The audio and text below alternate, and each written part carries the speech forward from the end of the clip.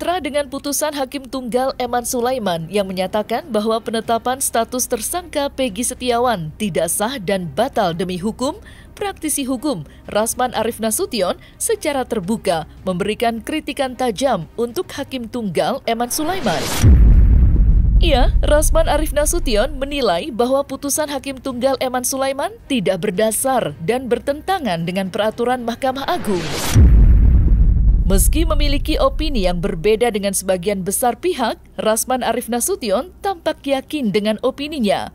Bahkan, ia berencana untuk melaporkan Hakim Tunggal Eman Sulaiman ke Komisi Yudisial.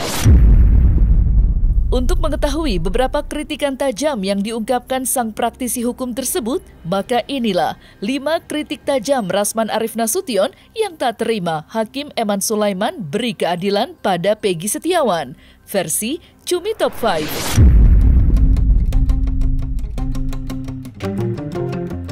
Dalam sidang pra-peradilan Peggy Setiawan yang digelar pada Senin 8 Juli 2024 lalu, Hakim Tunggal Eman Sulaiman menyatakan putusan bahwa penetapan status tersangka Peggy Setiawan tidak sah dan batal demi hukum.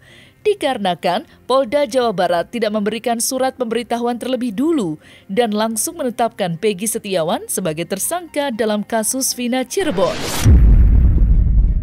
Namun, praktisi hukum Rasman Arif Nasution secara tajam mengkritik hal tersebut, lantaran menilai penetapan tersangka tidak perlu dengan surat pemberitahuan dahulu sebelumnya.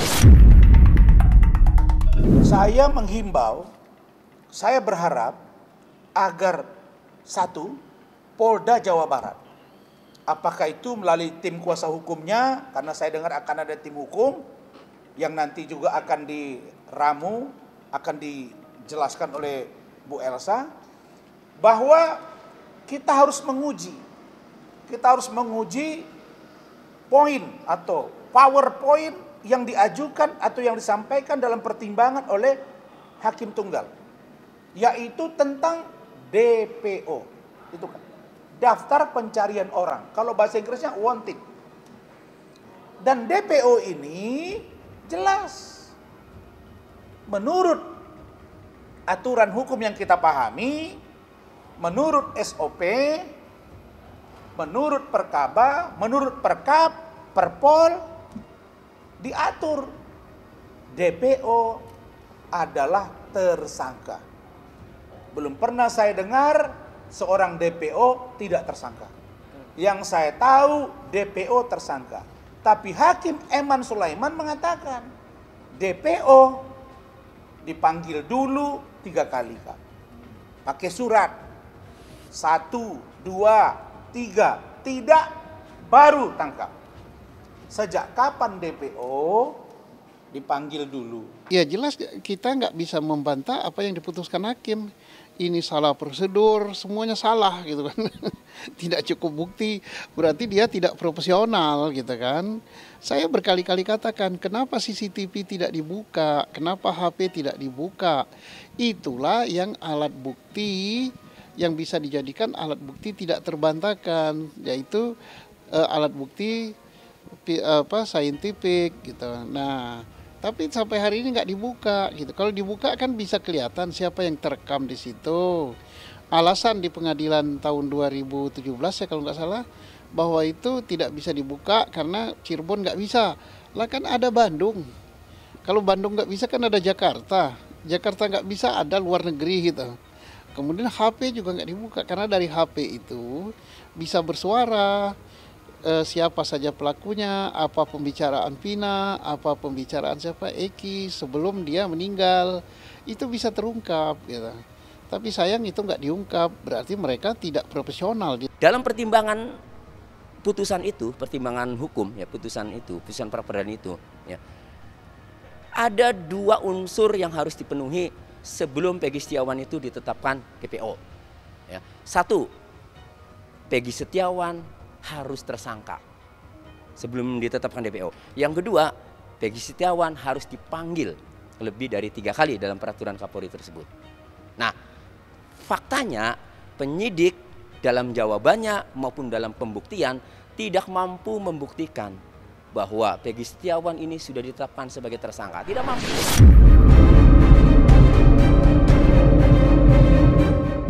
Rasman Arif Nasution juga mengkritik putusan Hakim Tunggal Eman Sulaiman yang membebaskan Peggy Setiawan dari status tersangkanya.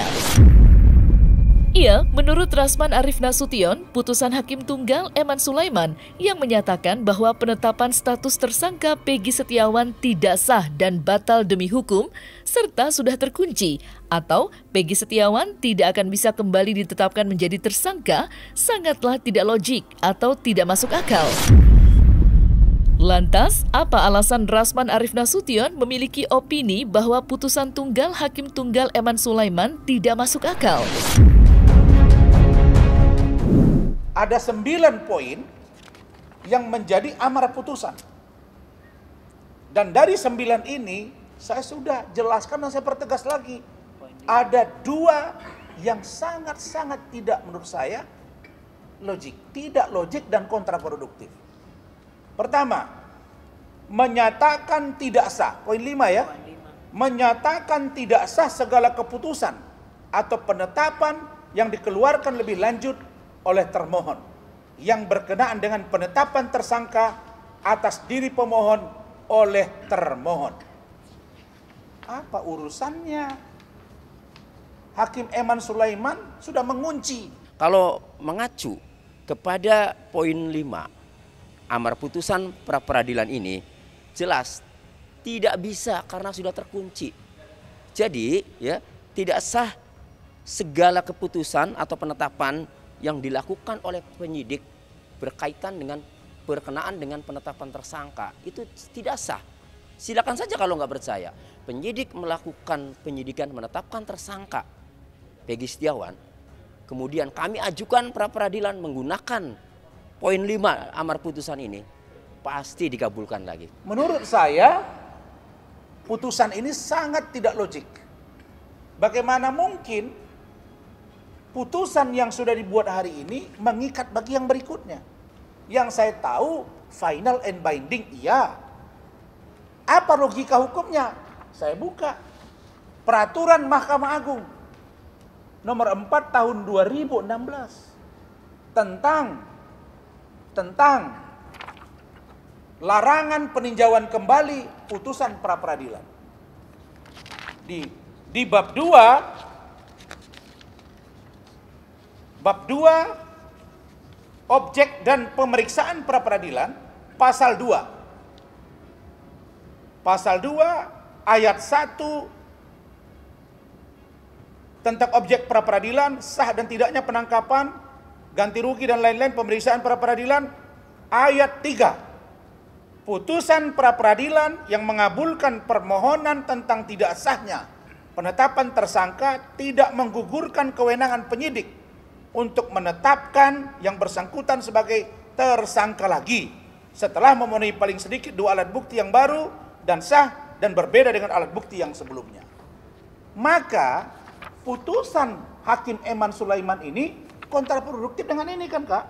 Karena masih bisa dibuat sprindik baru dengan barang bukti yang baru. Rasman Arif Nasution sesumbar terhadap masyarakat dengan meminta masyarakat untuk menguji beberapa peraturan ke Mahkamah Konstitusi. Hal tersebut lantaran Rasman Arif Nasution tidak setuju jika kepolisian disalahkan dalam kasus tersebut. Lantas, apa alasan Rasman Arif Nasution beropini demikian? Dan seperti apa tanggapan tim kuasa hukum Peggy Setiawan atas kritikan tersebut? Berikutnya saya juga ingin meminta agar masyarakat menguji poin ini juga ke Mahkamah Konstitusi.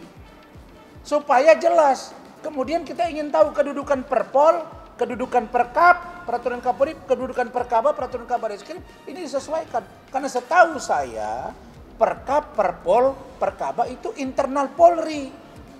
Tidak boleh menjadi pertimbangan hukum bagi penegak hukum yang lain. Kalau polisi disalahkan menurut saya di masalah ini sangat tidak tepat.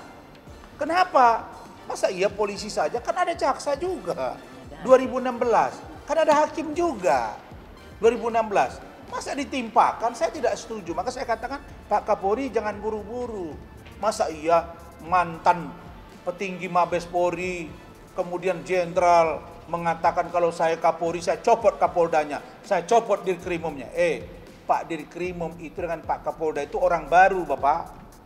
Yang mengambil tindakan penyelidikan, penyidikan, sampai pemberkasan, sampai dengan sidang dan lain-lain, itu 2016, bukan mereka.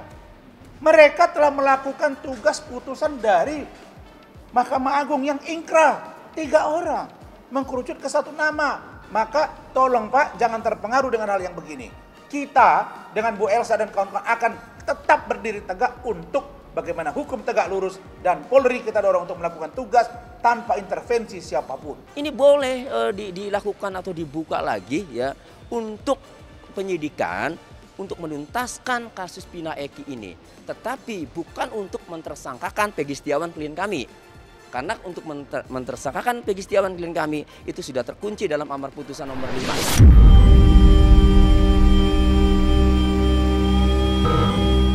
Rasman Arief Nasution secara terang-terangan mengkritik Hakim Tunggal Eman Sulaiman dan menyinggung kewenangan yang dimiliki Hakim Tunggal Eman Sulaiman.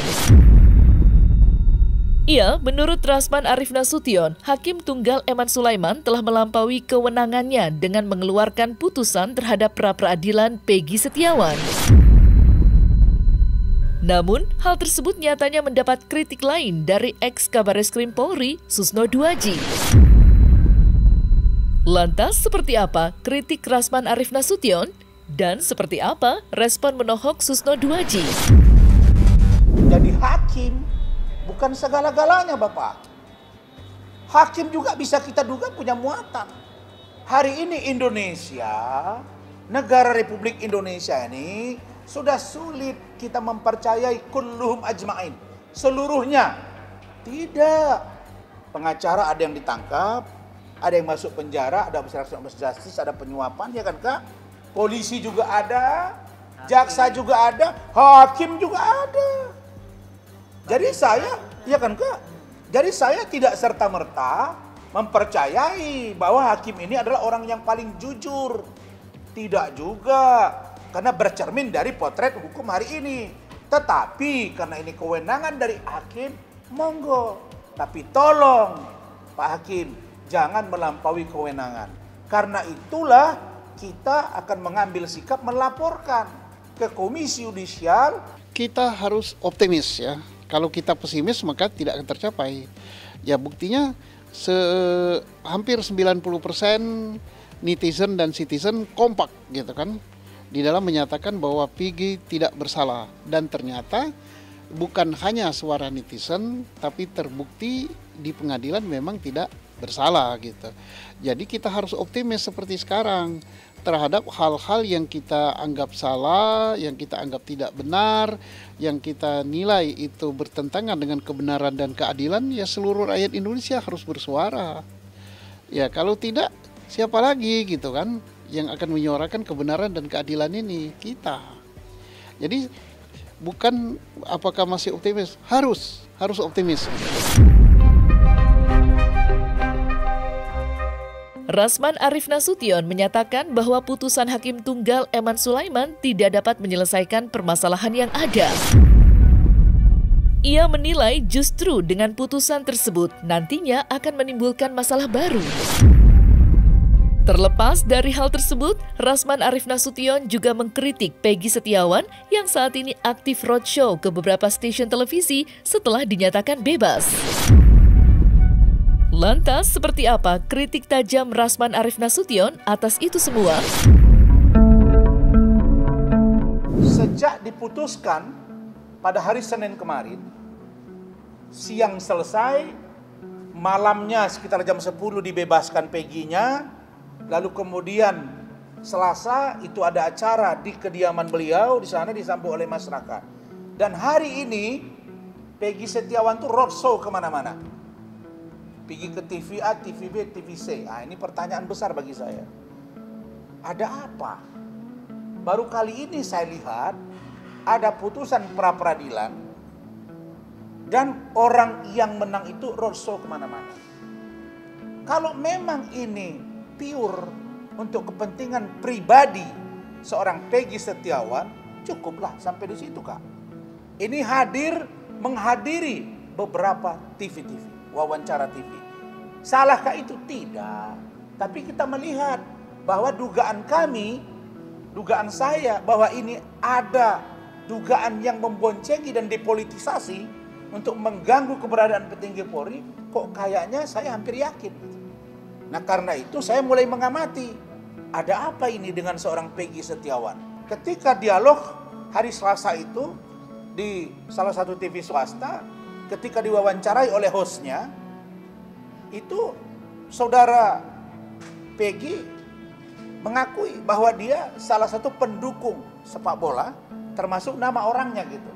Sayangnya saya tidak diberi kesempatan untuk berdialog dengan beliau karena dilarang oleh hostnya. Saya paham kalau Rasman yang bicara nanti dianggap menginterogasi. Tapi di TV sebelah itu wawancara Kak, dialog.